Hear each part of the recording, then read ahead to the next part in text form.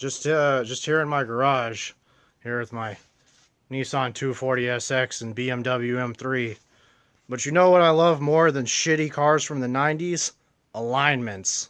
So today, we're going to teach you how to do your own and not sell you some 67-step course on the internet.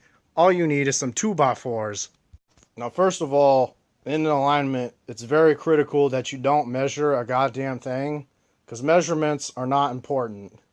So you just cut your 2x4 and eyeball it the width of the wheel, and then you put some little slots to get your little measuring tape in there, and fuck up the slots so the measuring tape doesn't fit right, and just make it not fit right the same amount front and back of the wheel, and you can zero out your toe.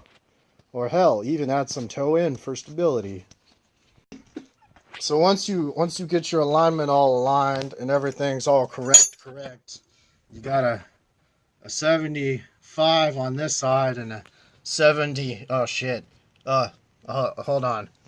So it's super critical to make sure your steering wheel's straight, and my steering wheel is gay, so we're just gonna do what we can. So you get your wrench on your tie rod and you go back and forth with the thready ins and outs to put the tire in and out until they're both pointing straight. So we're going to do that correctly.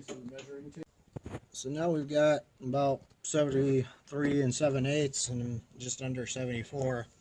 So this is about an eighth inch of toe in, so I reckon it ought to drive okay for just quick and dirty, seeing if shit else is broke after replacing fucking bent ass tie rod end, but you know.